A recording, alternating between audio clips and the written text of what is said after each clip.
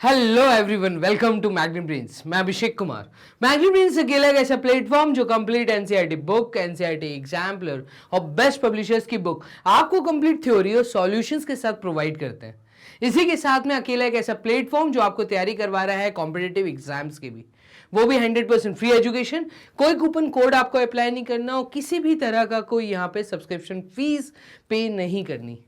चलिए तो स्टार्ट करते हैं यहाँ पर इस वीडियो को। तो इस वीडियो में हम कवर कर रहे हैं क्लास 6 स्टूडेंट्स आपके लिए चैप्टर नंबर 9, और चैप्टर नंबर 9 है आपका डाटा हैंडलिंग, जिसकी आप जो पैटर्न वॉच कर रहे हैं, ये जो पैटर्न है ये है मल्टीपल चॉइस क्वेश्चंस। तो एमसीक्यू पैटर्न्स आप यहाँ पे देख रहे हैं और यहाँ पे मैं आपको करा रहा हूँ 20 क्वेश्चंस। तो हर वीडियो हर चैप्टर में आपको मिल रहे हैं 20 क्वेश्चन, जो कि मुझे लगते हैं स्कूल टेस्ट और school exam point of view से इंपॉर्टेंट।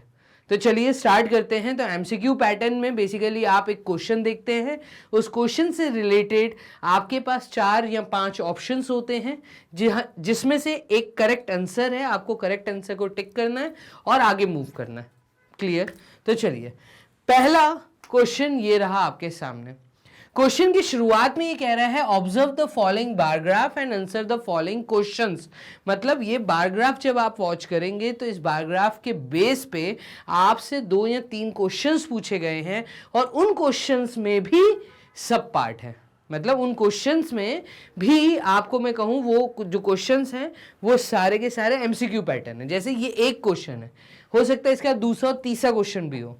तो चलिए देख लेते हैं। तो हमसे एक बड़ा सिंपल सा सवाल पूछा है कि how many students like DD1। अब सर ये DD1 क्या है? तो DD1 यहाँ पे है बेसिकली दूरदर्शन के लिए हम DD यूज करते हैं। तो यहाँ पर दूरदर्शन मतलब चैनल के नाम दिए हुए हैं आपको, टीवी चैनल्स हैं, ठीक है, और नंबर ऑफ स्टूडेंट्स जो इन चैनल्स को वॉच करते हैं। तो चैनल्स के नाम जो हमें दिए हैं वो दिया है star channel, ZTV, DD1, zoom, discovery. तो ऐसे कितने स्टूडेंट्स हैं जिनको स्टार चैनल पसंद है? तो मैं कहूँगा नंबर ऑफ स्टूडेंट्स आर 60। तो यहाँ पे आप देखिएगा, मैं रेड पेन का यूज़ कर लेता हूँ या डार्क ब्लू का यूज़ कर लेता हूँ। यहाँ पे 60 स्टूडेंट्स ऐसे हैं जो स्टार चैनल पसंद करते हैं, 100 स्टूडेंट्स ऐसे हैं जो ZTV पसंद करते हैं, 40 स्टूडेंट्स ऐसे हैं जो DD1 चैनल पसंद करते हैं, और जूम पसंद करने वाले अगर आप यहाँ देखें तो ये कुछ 80 से मुझे 80 के आसपास दिख रहे हैं, या मैं बोलूँगा 80 दिख रहे हैं, ठीक है। डिस्कवरी पसंद करने वाले यहाँ 20 से 40 के बीच में, मैं कहूँगा 30 स्टूडेंट्स की कुछ मुझे डाटा यहाँ पर जो है वो डिस्कवरी का नज़र आ रहा है। तो यहाँ पे हमसे पूछा है ऐसे कितने स्टूडेंट्स हैं जो DD1 देखते हैं। तो DD1 देखने वाले जो स्टूडेंट्स हैं वो ये रहे, और ये 40 तक हमारा बार रेज हुआ है। तो ये जो है ये बार ग्राफ है। डाटा हैंडलिंग में आपको बार ग्राफ बनाना सिखाया है। आपको एक्स एक्सिस पे हमेशा नाम को लेना है, ठीक है, और नंबर ऑफ स्टूडेंट्स जो नंबर्स दिए रहते हैं, जो डाटा दिया रहता है, जो वैल्यूज दी रहती हैं, उनकी जो फ्रीक्वेंसी दी रहती है, फ्रीक्वेंसी को हमेशा हमें वाई एक्सिस पे लेना है। ये भी आपको 6th क्लास में सिखाया गया है। तो यहाँ पर मैं कहूँगा DD1 वॉच करने के लिए यहाँ पे 40 स्टूडेंट्स ऐसे हैं जो DD1 चैनल वॉच करते हैं। तो यहाँ पे मेरा आंसर है बी ऑप्शन। क्लियर है? चलिए तो आंसर चेक कर लेते हैं। यहाँ पे ग्रीन टिक देखिए आप, हमारा बी पे ही आया है। तो 40 स्टूडेंट्स जो कि DD1 चैनल पसंद करते हैं। क्वेश्चन नंबर 2 आप देखेंगे, अगेन देखिए question number 2 same bar graph. तो यही आपको बोला गया था क्वेश्चन नंबर 1 के पहले, observe the following bar graph and answer the following questions. मतलब आपको एक बार ग्राफ दिया है, बार ग्राफ पे बेस्ड आपको क्वेश्चन दिए हैं। How many students like star channel. Star channel कितने स्टूडेंट्स को पसंद है? तो स्टार चैनल यहाँ पे 60 स्टूडेंट्स को पसंद है। मैं कहूँगा 60 स्टूडेंट्स लाइक स्टार चैनल। आप देख रहे हैं क्वेश्चंस इजी आते हैं हमेशा डाटा हैंडलिंग से। क्लास 6 तो 7th में डाटा हैंडलिंग चैप्टर है और यहाँ पर आपको क्वेश्चंस बहुत आसान मिलने वाले हैं। डन। तो यहाँ पर how many students like star channel, तो 60 स्टूडेंट्स हैं जिनको स्टार चैनल पसंद है। तो ये स्टार का बार ग्राफ है, स्टार चैनल का बार ग्राफ है। ये बार ग्राफ 60 स्टूडेंट्स तक रेज्ड अप है। क्लियर? बोर्ड कर लेते हैं यहाँ पे क्लियर। क्वेश्चन नंबर 3 आपके सामने ये आंसर आ गया है। क्वेश्चन नंबर 3 कह रहा है, अब देखिए 2 ही क्वेश्चन थे जो डाटा पे डिपेंड थे, मतलब जो बार ग्राफ पे डिपेंड थे। तीसरा जो क्वेश्चन है वो है the tally marks this shows the frequency of what. तो आपने पढ़ा है वर्ड टेलीमार्क्स। टैली मार्क्स हम तब यूज करते हैं जब बहुत सारा डाटा हमें दिया रहता है नंबर फॉर्म में। मतलब कोई भी चीज अगर हमें बहुत सारा रॉ डाटा दिया है तो रॉ डाटा को जब हम प्रॉपर तरीके से अरेंज करते हैं और अरेंज्ड डाटा बनाते हैं, तब उस केस में आपको याद होगा कि हमने टैली मार्क्स सीखे हैं।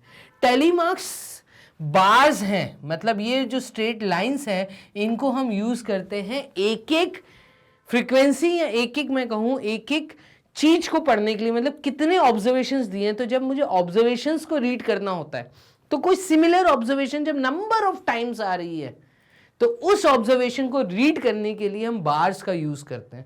क्लियर? और इसमें हमने पढ़ा है कि बार्स हमेशा हमें ग्रुप में यूज करने हैं, मतलब 4 ऑब्जर्वेशन हमेशा स्ट्रेट रहेंगी और जो 5th ऑब्जर्वेशन आएगी वो हमेशा क्रॉस करेगी। तो यहां पे ये ग्रुप बनेगा 5 ऑब्जर्वेशंस का। आपसे पूछा है ये जो टैली मार्क्स लिखे हैं ये किस फ्रीक्वेंसी को बता रहे हैं, तो देखिएगा बार्स काउंट कर लीजिए 1 2 3 4 5, और ये एक इस 4 को कट कर रहा है तो ये 5 का ग्रुप है, तो 5 + 1 = 6। मैं कहूंगा ये 6 को डिनोट कर रहा है। मेरा आंसर यहां पर ए है। क्लियर? तो हमने 3 क्वेश्चंस कर लिए, खत्म 3 क्वेश्चन। क्वेश्चन नंबर 3 का आंसर ये रहा, ए ऑप्शन। क्वेश्चन नंबर 3 के बाद हम मूव करते हैं क्वेश्चन नंबर 4 की तरफ। तो छोटी सी वीडियो है, पूरा लास्ट तक वॉच करिए क्योंकि हर एक क्वेश्चन इंपॉर्टेंट हो सकता है। Representation of data in the form of picture is called. जब भी कोई बहुत बड़ा डाटा हमें दिया रहे और डाटा को अगर मुझे 6th क्लास में, जैसा आपने पढ़ा है 6th क्लास में आपने पिक्टोग्राफ पढ़ा है, तो जब हमें पिक्चर रिप्रेजेंटेशंस के थ्रू किसी डाटा को अरेंज करना होता है तो ऐसा आपने पढ़ा है पिक्टोग्राफ। आपने कई तरह के ग्राफ्स पढ़े हैं, तो जब आप ग्राफ पढ़ते हैं तो पहली चीज है उसमें पिक्टोग्राफ, बार ग्राफ। और आपको ये चीज थ्योरी में बताई गई थी कि बार ग्राफ के बाद जब आप हायर क्लासेस में आएंगे तो आप हिस्टोग्राम पढ़ेंगे, आप पाई चार्ट पढ़ेंगे, आप लाइन ग्राफ पढ़ेंगे। तो अभी 2 चीजें आपने पढ़ी हैं, एक पढ़ा आपने पिक्टोग्राफ और दूसरा आपने पढ़ा है बार ग्राफ को रीड करने का तरीका। डन? तो यहाँ पे पिक्टोग्राफ मतलब पिक्चर्स के थ्रू जब हमें चीजें बतानी हैं तो मैं कहूंगा यहाँ पे अगेन मेरा आंसर ए ऑप्शन है। Clear? The representation of data in the form of picture is called pictograph. चलिए क्वेश्चन नंबर 4 हो गया है यहाँ पे कंप्लीट। आंसर चेक कर लेते हैं, तो यस ग्रीन टिक भी हमारा ए ऑप्शन पे हमें दिख रहा है। चलिए मूव करते हैं, क्वेश्चन नंबर 5 को देखते हैं। क्वेश्चन नंबर 5 कह रहा है listing of data in the form in which this are collected are known as. Listing of data, जब मैं डाटा मार्केट में जाता हूं उसका लिस्ट बनाता हूं, तो listing of data in the form in which this are collected are known as raw data. जब भी मैं डाटा कलेक्ट करता हूं, ठीक है, तो हमेशा डाटा शुरुआत में रॉ होता है, कच्चा सामान। रॉ का मतलब कि हम गए हैं उनसे, लोगों से हमने उनके बारे में पूछा। जैसे एज का डाटा कलेक्ट करना है तो मैं 100 लोगों के पास जाऊंगा, 100 लोग डिफरेंट लोग होंगे जिनका डाटा मैं कलेक्ट करूंगा विदाउट एनी अरेंजमेंट, तो ऐसे डाटा को हम रॉ डाटा कहते हैं।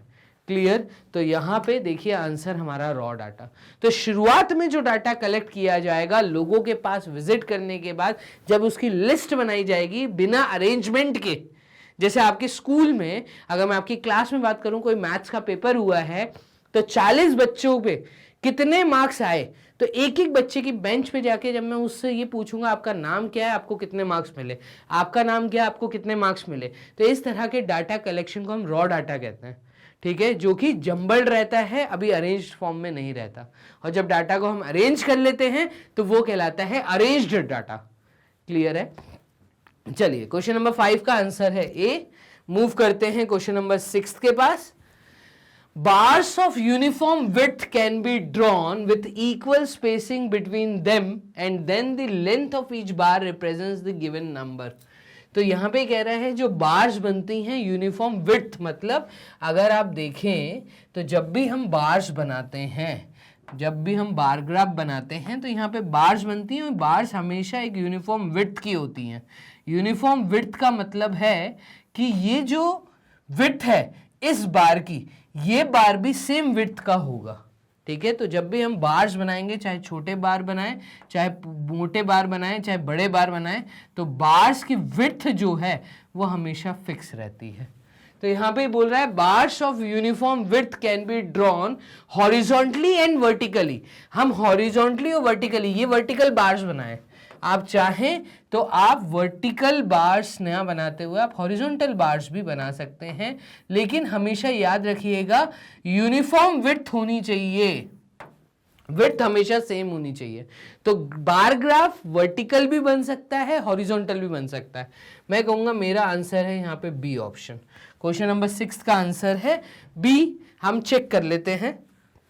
तो यस, देखिए ग्रीन टिक भी हमारा बी ऑप्शन पे हमें दिख रहा है। चलिए क्वेश्चन नंबर 6 के बाद आ जाइए क्वेश्चन नंबर 7 पे। तो क्वेश्चन नंबर 7 ये रहा, अ coin is tossed, which of the following is the probability of getting a head और टेल। ये कह रहा है अगर आपके पास एक कॉइन है तो इस कॉइन में हेड भी होता है एक साइड पे और दूसरे साइड पे टेल होता है, मतलब दो ही फेस होती हैं, एक कॉइन में दो ही फेस हैं। जब हम कॉइन को टॉस करेंगे और कॉइन जब जमीन पे गिरेगा तो इस चीज की संभावना बताओ। अगर मैथमेटिक्स में हम प्रोबेबिलिटी वर्ड का यूज करते हैं तो प्रोबेबिलिटी का मतलब है होने की संभावना को कैसे कैलकुलेट करते हैं। तो जब मैथ्स में हम किसी चीज का कैलकुलेशन करते हैं कि क्या संभावना है कि हेड आएगा या टेल, तो टोटल नंबर ऑफ फेसेस हैं 2 और अगर मुझे हेड चाहिए तो 1/2। तो probability of getting an event of head is 1/2। Probability of an event of getting tail is 1/2। Again tail, सिर्फ टेल इवेंट की बात हो रही है तो टेल वाला फेस सिर्फ एक है, इसलिए 1 upon total by total number of faces. तो यहाँ पे 1/2 तो हाफ ही रहती है। मैं कहूंगा यहाँ पे सी ऑप्शन हमारा जवाब रहेगा, या तो हेड आएगा या तो टेल आएगा। हेड 1/2 की चांस है आने की और टेल 1/2। क्लियर। तो यहाँ पे क्वेश्चन नंबर 7 का आंसर है सी ऑप्शन। देख लेते हैं। यस, मूव करिए क्वेश्चन नंबर 8 की तरफ। तो क्वेश्चन नंबर 8 क्या कह रहा है, a dash is a collection of numbers gathered to give some information.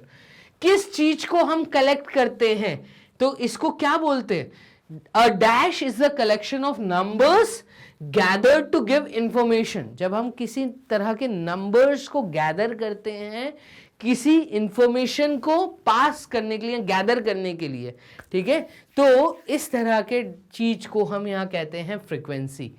अब frequency is the collection of numbers, frequency कहते हैं, डाटा कहते हैं, या टेलीमार्क्स तो नहीं है, यहां पे डाटा भी कह सकते हैं। Data is the collection of numbers. तो डाटा की डेफिनेशन देखिएगा, डाटा की डेफिनेशन यही है कि डाटा वर्ड का मतलब क्या है, डाटा का मतलब है a data is the collection of numbers gathered to give information. Mathematics में जब हम चैप्टर डाटा हैंडलिंग पढ़ते हैं तो हमने ये डाटा की डेफिनेशन पढ़ी थी कि डाटा क्या होता है। डाटा कुछ नहीं, डाटा नंबर्स को गैदर करना, इंफॉर्मेशन को गैदर करना, सो दैट हम फ्यूचर में कुछ अच्छा कर पाए। मार्केट में ऐसे कितने कॉम्पिटिटर्स हैं, अगर मान लीजिए मैं कोई ड्रिंक लॉन्च कर रहा हूं तो मेरे कितने कॉम्पिटिटर्स हैं जो ऑलरेडी मार्केट में हैं, उनका डाटा मैंने कलेक्ट किया नंबर्स में, ठीक है। इस शहर में इतने लोग हैं, इस शहर में इतने हैं, इस शहर में इतने हैं, डन। फिर कितने लोग ऐसे हैं जो इनकी ड्रिंक्स को पसंद करते हैं, अगेन मैंने नंबर्स में डाटा को कलेक्ट किया तो मुझे लोगों की पसंद के बारे में पता चल सकता है। तो यहां पर वही चीज है, a data is a collection of numbers gathered to give some information. Data, ठीक है, तो वर्ड यहां पे आना चाहिए data, B option. Done. Move करते हैं क्वेश्चन नंबर 9 की तरफ। A dash represents data through pictures of object. A pictograph represents the data through pictures of objects. तो पिक्टोग्राफ अकेला एक ऐसा ग्राफ है, एक ऐसा डाटा रिप्रेजेंटेशन है जहां पे हम डाटा को समझ सकते हैं, हम नंबर्स को समझ सकते हैं थ्रू पिक्चर्स। तो मैं कहूंगा इसका आंसर है बी ऑप्शन, पिक्टोग्राफ। देख लेते हैं। तो यस, क्वेश्चन नंबर 9 का आंसर बी ऑप्शन। चलिए मूव करिएगा क्वेश्चन नंबर 10 की तरफ। क्वेश्चन नंबर 10 क्या कह रहा है, तो क्वेश्चन नंबर 10 आपसे कह रहा है what is the number of houses represented by the figure this if each symbol represent 15 houses. अब देखो ये है एक पिक्टोग्राफ, क्योंकि आपको क्वेश्चन नंबर 6 में, मतलब क्लास 6 में इस चैप्टर में डाटा हैंडलिंग में आपको ये चीज सिखाई गई है कि पिक्टोग्राफ के ऊपर ज्यादा क्वेश्चन बन सकते हैं, ठीक है, पिक्टोग्राफ रिलेटेड क्वेश्चंस बहुत सारे सिखाए गए हैं।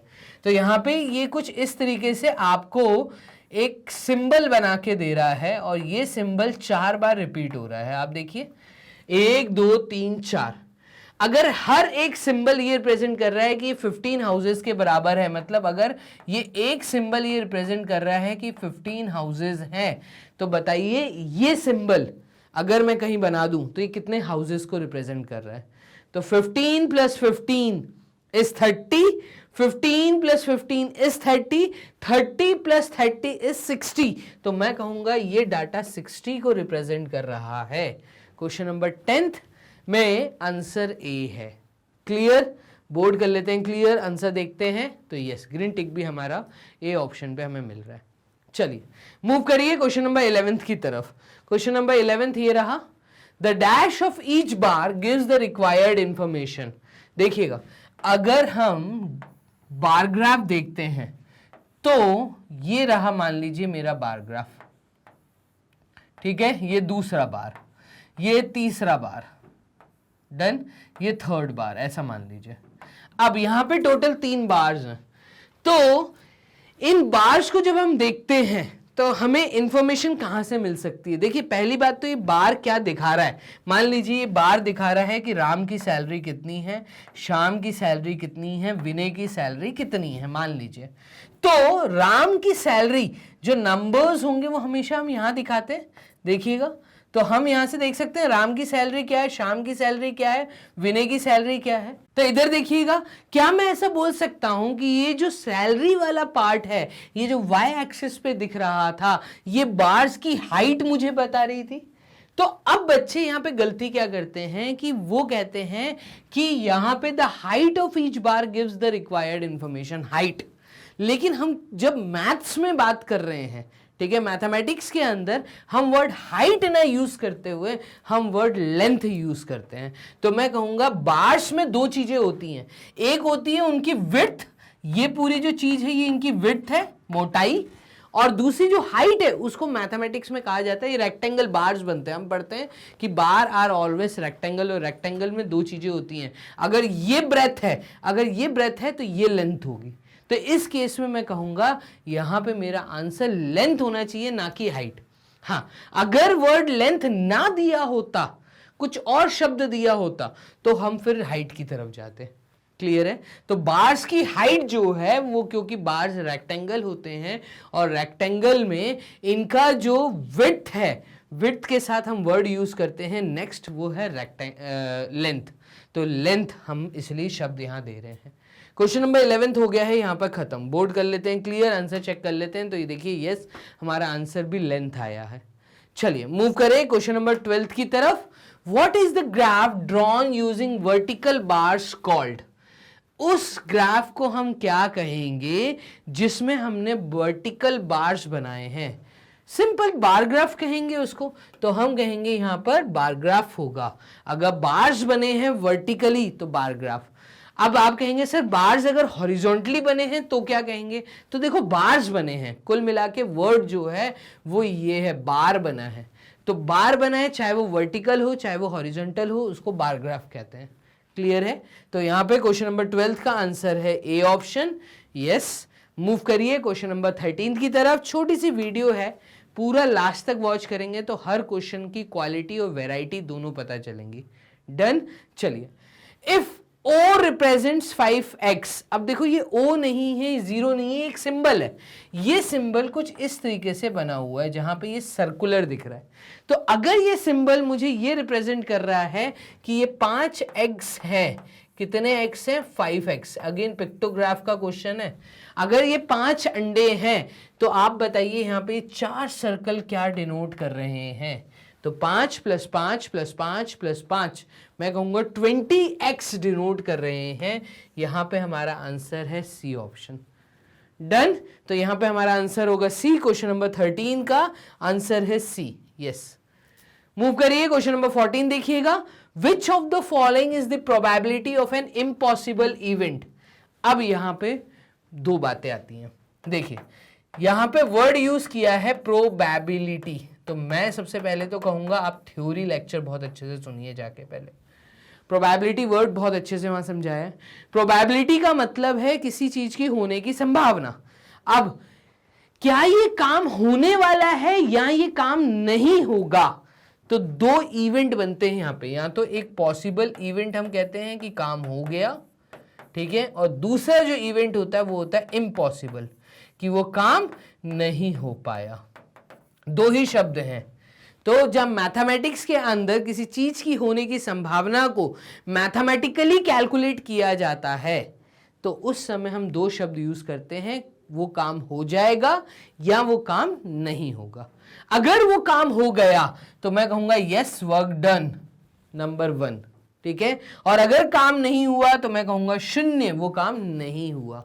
तो यहां पे यही हमसे पूछ रहा है कि which of the following is the probability of an impossible event. Impossible का मतलब कोई काम नहीं हुआ, जिसके बारे में उम्मीद थी वो काम नहीं हो पाया, तो मैथमेटिकली हम उसको एक नंबर से डिनोट करते हैं और वो नंबर है 0, ए ऑप्शन। तो किसी चीज की भी होने की संभावना हमेशा या तो वो काम हो जाएगा 1 या वो नहीं होगा 0। हमेशा वैल्यू 1 और 0 रहेगी या उसके बीच में रहेगी। कई बार ऐसा होता है कि आज मुझे कोई चीज बनानी है, मान लीजिए मुझे पेन बनाना है, ये पेन मुझे 1 दिन में रेडी करना है और इस पेन की मैंने बॉडी कंप्लीट कर दी, अंदर इंक फिल करना भूल गया। मान लीजिए कि मैंने पेन रेडी कर दिया, तो पेन रेडी करना था, लेकिन काम इनकम्प्लीट है। हो सकता है कल हो जाएगा। तो मुझसे किसी ने सवाल पूछा कि बताइए ये पेन बनाने की जो संभावना है, क्या ये पेन बन के कंप्लीट हो जाएगा? तो आज क्या ये बन के कंप्लीट हो गया? तो आज नहीं हो पाया, लेकिन इस पे काम चालू हो गया, कल हो जाएगा। तो इस समय मैं प्रोबेबिलिटी डेसिमल्स में देता हूं। आप जब नंबर ऑफ क्वेश्चन सॉल्व करेंगे आपको समझ आएगा। अभी देखिए एमसीक्यू पैटर्न है। एमसीक्यू पैटर्न एक चीज दिमाग में बिठा लीजिए, मैक्सिमम एमसीक्यूज जब भी फ्रेम होते हैं तो वो थ्योरी में से दिए जाते हैं, ठीक है। तो 6th class, 7th class, 8th class के जो एमसीक्यूज आते हैं वो थ्योरी में से ही आते हैं। जो आपको सिखाया गया है, समझाया गया है, जो रूल्स यूज किए गए हैं, वहीं से आपको क्वेश्चंस मिलते हैं। तो किसी चीज की होने की संभावना या तो नहीं के बराबर होगी या वो काम हो जाएगा। तो कैलकुलेशन हमेशा 1 और 0 के बीच में रहता है, या मैक्सिमम 1 मिनिमम 0। 0 से छोटी वैल्यू कभी नहीं आती, 1 से बड़ी वैल्यू कभी नहीं आती। क्लियर है? चलिए, तो क्वेश्चन नंबर 14 का आंसर है ए ऑप्शन। देख लेते हैं। तो यस, हमारा ग्रीन टिक भी ए पे मिल रहा है। मूव करिए क्वेश्चन नंबर 15 की तरफ। तो क्वेश्चन नंबर 15 कह रहा है कि अगर ये 2 to 4 5 6 बॉक्सेस 300 को दिखा रहे हैं, आप बात को समझिएगा। यहां पे मैं 6 बॉक्सेस बना रहा हूं, 3 4 5 और ये 6 बॉक्सेस। ये सिंबल अगर 300 को डिनोट कर रहा है तो आप बताइए 2 बॉक्सेस किसको डिनोट कर रहे हैं? अगर किसी दूसरी जगह पे 2 बॉक्सेस बने हैं तो ये किस चीज को डिनोट करेंगे? तो देखिए 1 2 3 4 5 6 बॉक्सेस हैं। 6 डिवाइडेड बाय 300 करूंगा तो यहां पे आएगा 50। क्लियर? तो मैं कहूंगा एक बॉक्स अगर 50 को डिनोट कर रहा है तो 2 बॉक्सेस 100 को डिनोट करेंगे। तो यहां पे मेरा आंसर होगा बी ऑप्शन 100, 100। क्लियर है? तो यहां पे क्वेश्चन नंबर 15 का आंसर है बी ऑप्शन 100। चेक कर लेते हैं। तो यस, हमारा आंसर भी 100 आया। देखिएगा 100 100 100, तो यहां पे ये 100 100 100 को डिनोट कर रहे हैं, दैट मीन्स टोटल 300 आ रहा है। चलिए मूव करते हैं क्वेश्चन नंबर 16 की तरफ।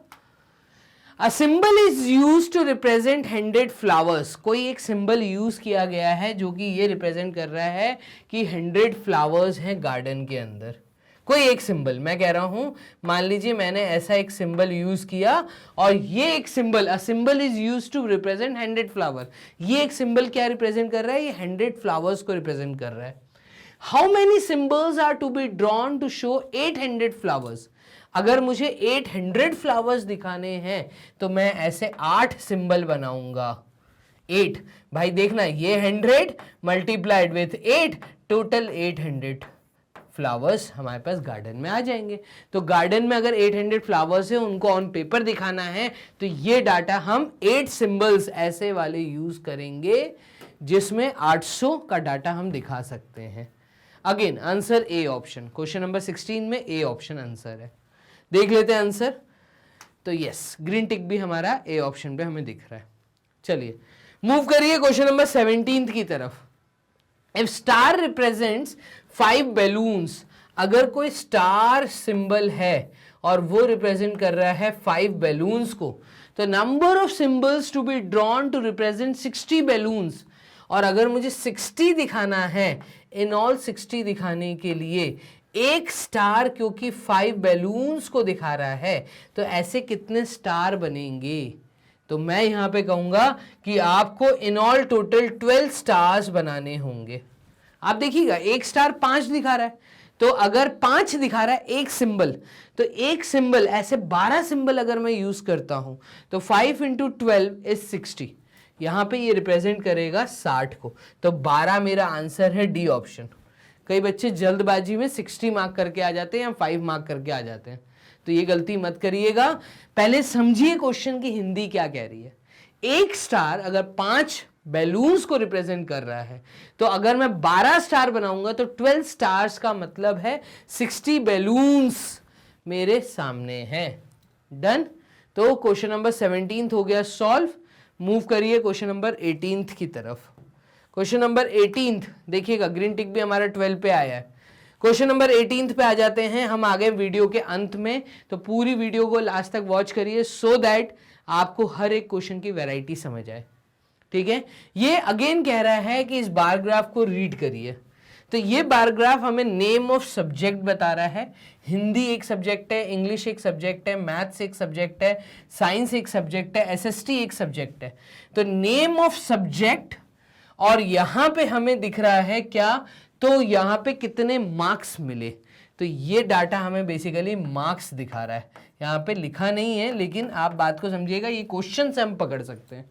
Minimum marks obtained in the subject, Hindi में मुझे 80 मिले हैं, इंग्लिश में मुझे 60 मिले हैं, मैथ्स में मुझे 70 मार्क्स मिले, साइंस में मुझे 60 मार्क्स मिले हैं, और एसएसटी में मुझे अराउंड 50 के आसपास मार्क्स मिले हैं।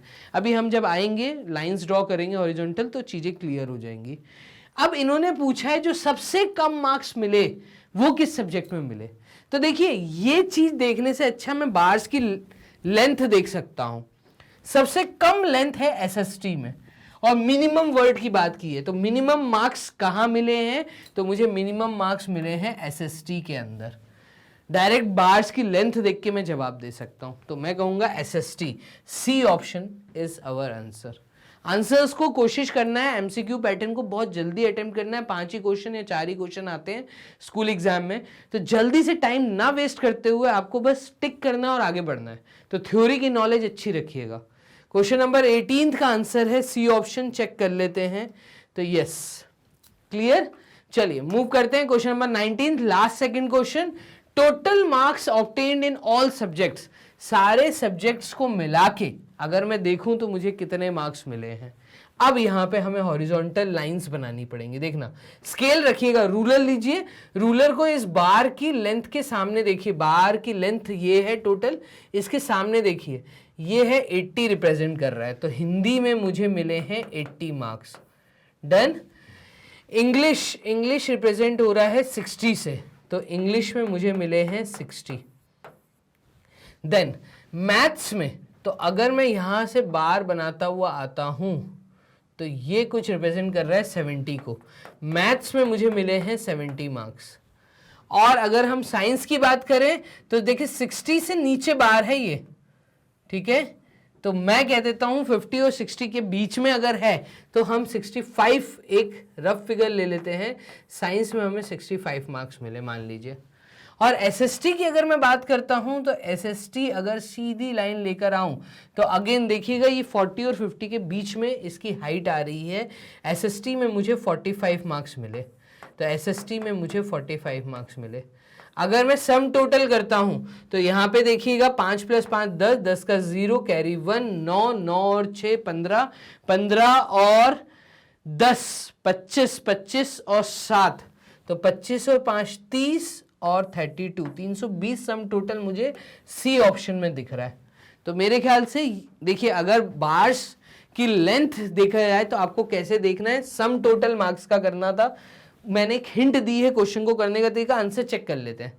तो यहाँ पे 310 आ रहा है इनका 310 क्यों आ रहा है? हो सकता है एक आधी बार की लेंथ, क्योंकि मेरे यहाँ पे करेक्ट यहाँ पे लेंथ नहीं दिख रही है, तो थोड़ा सा हो सकता है गलती हो रही हो। देखो 80 + 70 ये हो गया आपका 150, तो 80 + 70 इज 150, 150 + 60, तो 150 + 50 इज 210, 210 एंड 55, तो 210 एंड 55, तो यहाँ पे 210 और यहाँ पे ये कह रहा है 100 की कमी, तो ये हो सकता है। देखिएगा 45 की लेंथ ये है और 55 की लेंथ ये है, तो 45 और 55, अच्छा हमने गलती की है, साइंस में 65 नहीं है, 55 मार्क्स है, तो 310 आएगा। अब आ रहा है देखिए, तो यहाँ पे देखिए साइंस में अगर मैं देखूं तो 50 को तो क्रॉस कर गया ना, 60 को क्रॉस नहीं कर पा रहा, तो 50 को क्रॉस करा तो ये है 55, अगर हम एक रफ फिगर लेते हैं तो 310 आएगा। क्लियर? तो यस, बी ऑप्शन आ रहा है यहाँ पे। आप देख रहे हैं छोटी सी गलती के कारण यहाँ पे यही चीजों के कारण चीजें बिगड़ सकती हैं। तो क्वेश्चन नंबर 19 के बाद आ जाइए लास्ट क्वेश्चन पे। लास्ट क्वेश्चन यहाँ पर कह रहा है मार्क्स ऑब्टेन्ड इन मैथमेटिक्स। आप बताइए मैथमेटिक्स में कितने मार्क्स मिले हैं? तो मैथमेटिक्स में मुझे 70 मार्क्स मिले हैं। ठीक है, मैं कहूंगा बी ऑप्शन। ये है आपका लास्ट क्वेश्चन जो कि इस वीडियो का था। क्लियर? तो एमसीक्यू पैटर्न्स किस प्रकार से आ सकते हैं ये चीज मैंने कवर की चैप्टर डाटा हैंडलिंग से, जो कि चैप्टर 9 था क्लास 6 स्टूडेंट्स आप लोगों की एनसीईआरटी बुक में। अगर आप चाहते हैं इसी तरीके से आपको सारे एमसीक्यूज, मोस्ट इंपॉर्टेंट क्वेश्चंस, मैं कहूं सैंपल पेपर्स जो कि मॉक टेस्ट पेपर्स हैं, अगर इनकी हार्ड कॉपी और ई बुक पाना चाहते हैं तो नीचे डिस्क्रिप्शन बॉक्स में जाइए, लिंक अवेलेबल है, आप लिंक को क्लिक करिए, फॉर्म फिलअप करिए, मैग्नेट ब्रेन्स की टीम आपसे कांटेक्ट करके आपको ये सारे नोट्स प्रोवाइड कर देंगी। क्लियर है? तो इस तरीके से आप यहां पर तैयारी कर सकते हैं मैग्नेट ब्रेन्स के प्लेटफॉर्म पे। बेस्ट क्वालिटी कंटेंट, सारी बेस्ट फैकल्टीज आपको यहां पे अवेलेबल है। क्लियर? चलिए मिलते हैं चैप्टर नंबर 10th में, तब तक के लिए अपना ध्यान रखिए। Bye and take care.